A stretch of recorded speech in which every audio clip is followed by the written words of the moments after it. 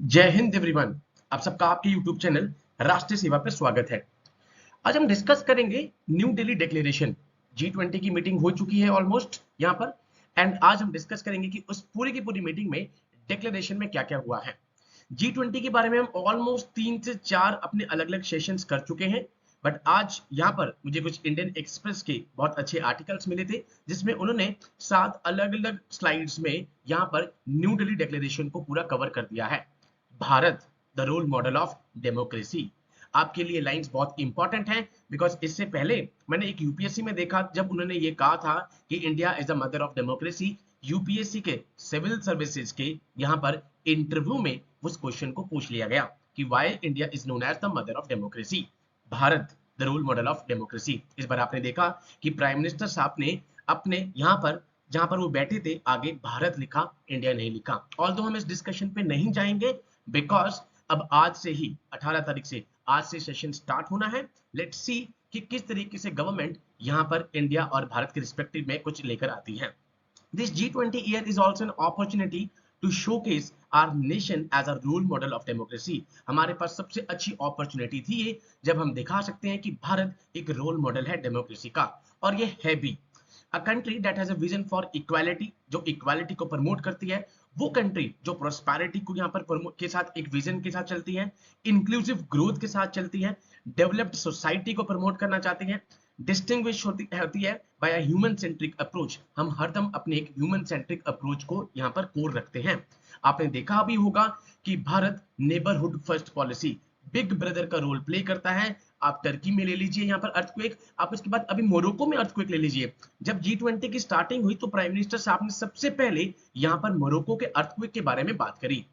Okay, and India where as Rabindranath Tagore said, बहुत ही अच्छी लाइन है ये, where the mind is without fear and the head is held high, where the knowledge is free, and India that is in heaven of freedom and a global model of social justice।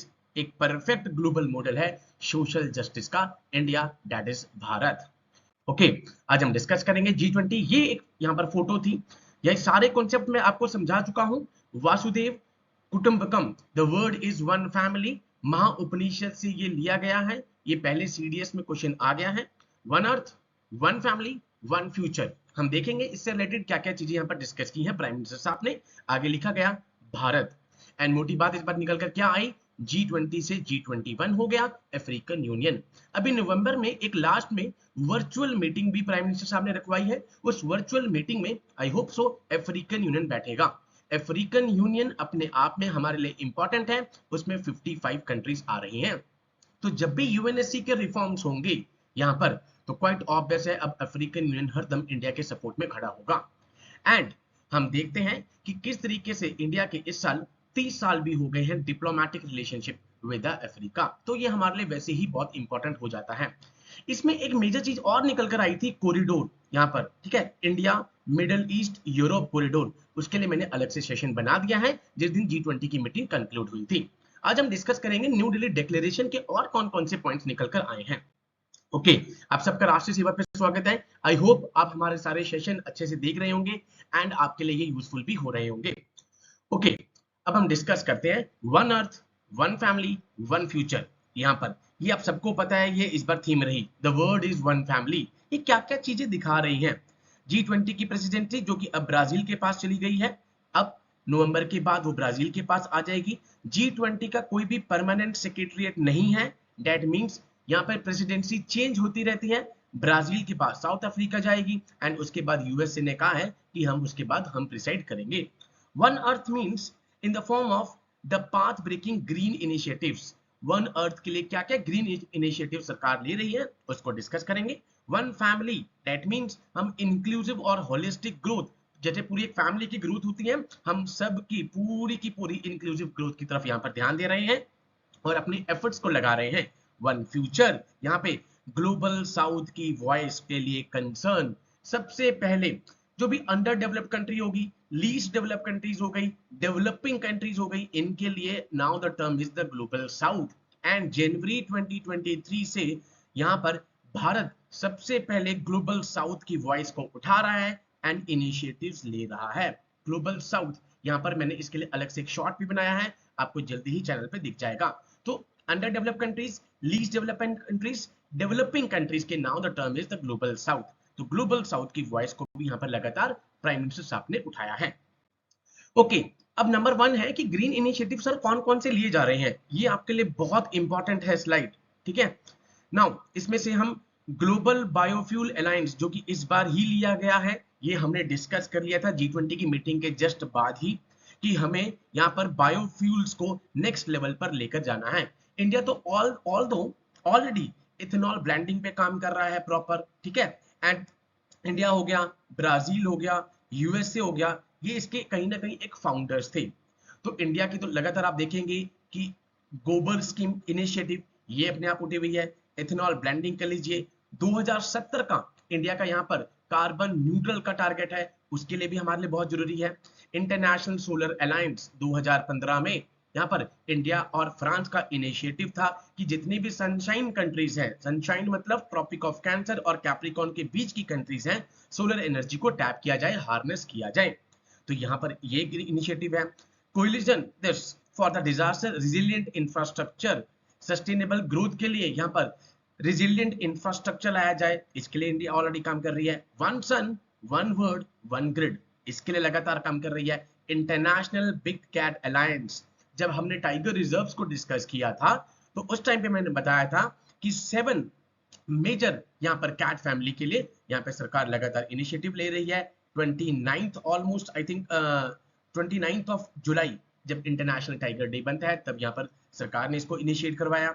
Then lifestyle for the environment, ये कुछ हमारे green agendas हैं जिसके ऊपर सरकार काम कर रही है।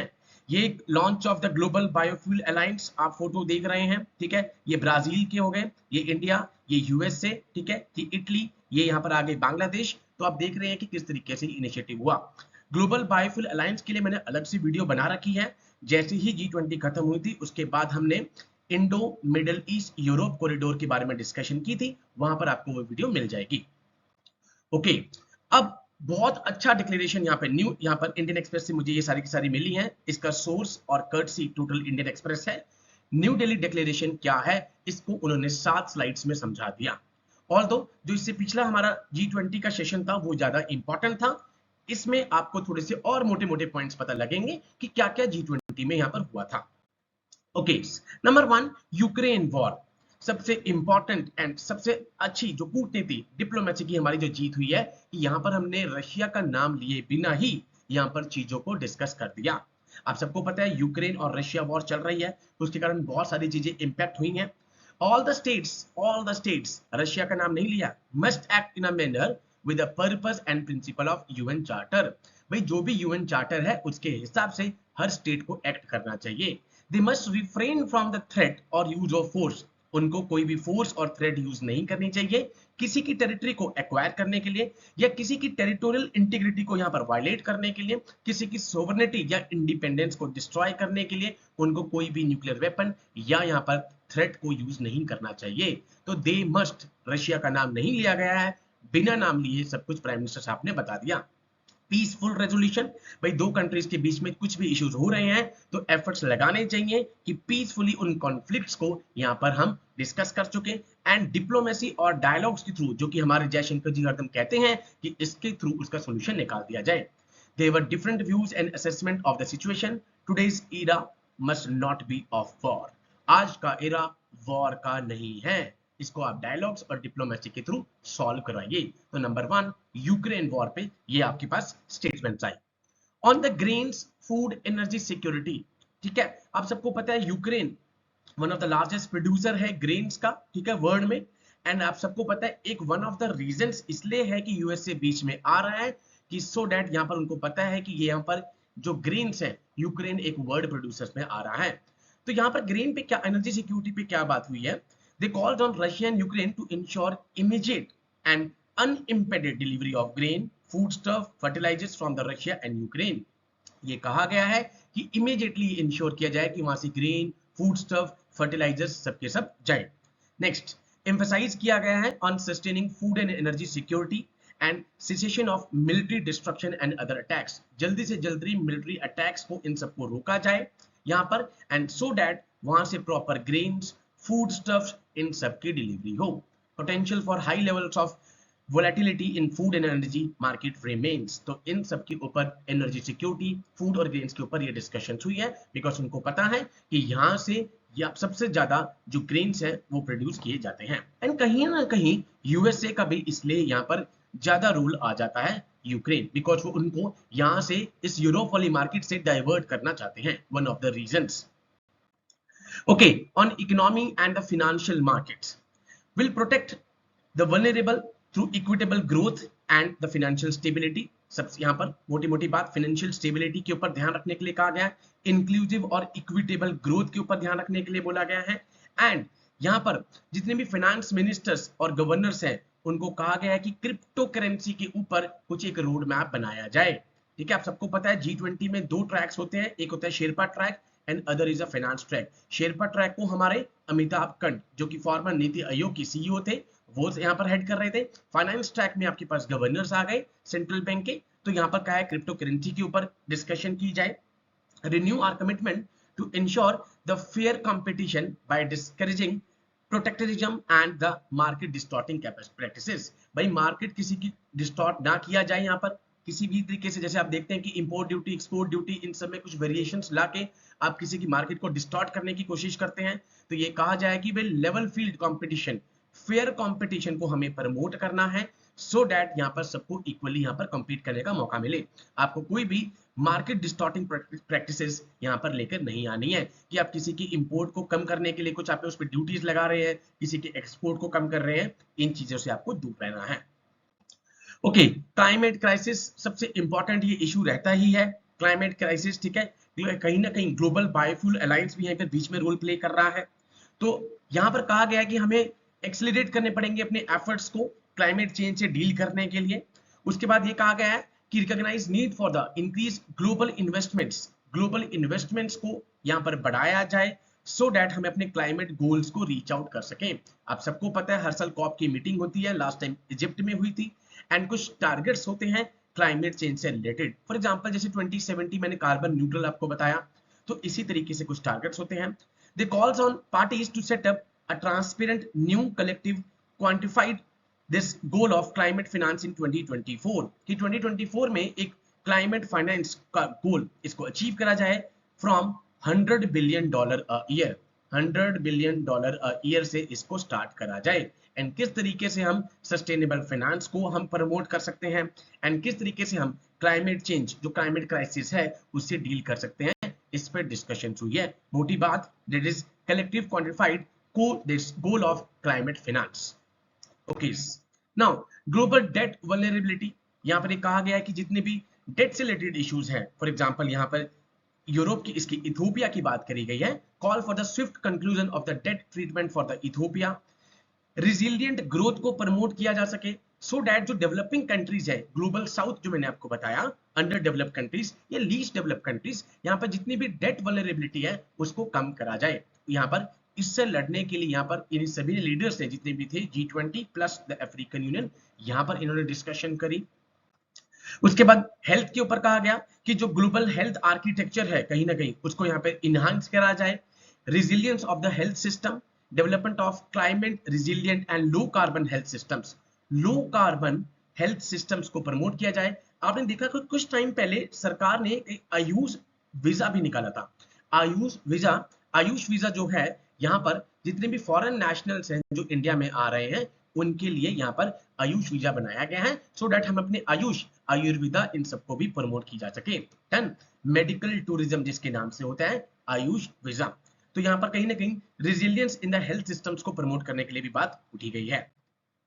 तो ये कुछ मोटे मोटे पॉइंट्स थे, 7 से 8 आप देखते हैं स्लाइड्स में, जो कि इस डिक्लेरेशन में निकल कर आई है। ऑल्दो ये यूपीएससी सिविल सर्विस के एग्जाम के लिए ज्यादा इंपॉर्टेंट है, बट जैसे आपने देखा क्लाइमेट का जो यहाँ पर फाइनेंस बनाया गया है $100 बिलियन, यहाँ पर कई बार आपसे इस तरह के क्वेश्चन पूछ लिए जाते हैं। अदरवाइज सीडीएस, एनडीए, एफकैट, ये सारे डिफेंस के जो अपने एग्जाम्स हैं इनमें आपको Indo middle east Europe corridor ये इंपॉर्टेंट है, इस पे हमने प्रॉपर एक जीआईएफ के साथ शॉर्ट भी डाल दिया है एंड एक पूरा का पूरा सेशन डाल दिया है। नंबर 2 ग्लोबल बायोफ्यूल अलायंस, ये आपके लिए इंपॉर्टेंट है, ये हमने प्रॉपर डिस्कशन कर दी है। अफ्रीकन यूनियन जिसमें खुद 55 कंट्रीज आ रही हैं, और इथियोपिया में जिसका हेडक्वार्टर है एडिस अबाबा, ये हमने अलग से डिस्कशन कर दी है कि किस तरीके से अफ्रीकन यूनियन इंडिया के लिए इंपॉर्टेंट है। अब नेक्स्ट हम ये डिस्कस जल्दी कर लेंगे कि यूएनएससी में परमानेंट जो मेंबरशिप है वो किस तरीके से मिलती है, बिकॉज इंडिया लगातार कह रहा है कि हम यूएनएससी के यहाँ पर 6th मेंबर बनना चाहते हैं।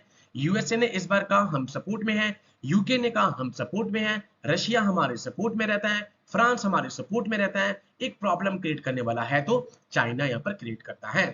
एंड आई होप सो, हम विश करते हैं कि आने वाले टाइम में इंडिया का ये सपना भी पूरा हो और वो यूएनएससी का परमानेंट मेंबर बन जाए। तो ये थी हमारी G20 की न्यू दिल्ली डिक्लेरेशन। ऑल्दो मैंने इसको एक हफ्ते के बाद यहाँ पर डिस्कस किया, बिकॉज मुझे लग रहा था कि यूपीएससी के सिविल सर्विसेज पार्ट के लिए ज्यादा इंपॉर्टेंट है, एंड हम अपने चैनल पे मोस्टली सारा का सारा डिफेंस को कवर कर रहे हैं, इसलिए मैंने सोचा कि इसको थोड़े टाइम बाद करवाया जाए। इसके जो इंपॉर्टेंट पॉइंट्स थे वो हमने G20 के दिन ही यहाँ पर डिस्कशन कर ली थी। एंड G20 से रिलेटेड जितनी भी टर्म्स आती हैं, फॉर एग्जांपल ट्रॉयका, 3 कंट्रीज आ गई आपके पास, प्रेसिडेंसी, शेरपास, ये सब हम अपने G20 के सेशन में डिस्कस कर चुके हैं। So with these words I conclude my today session. I hope आप सबको सारा का सारा सेशन अच्छे से समझ में आ गया होगा। Thanks to Indian Express also, जिन्होंने बहुत अच्छा आर्टिकल्स एक कंक्लूड करके एक जगह पे डाल दिया, जिससे पढ़ाना और इजी हो गया। So with these words, I conclude my today's session. Jai Hind to all. Take care.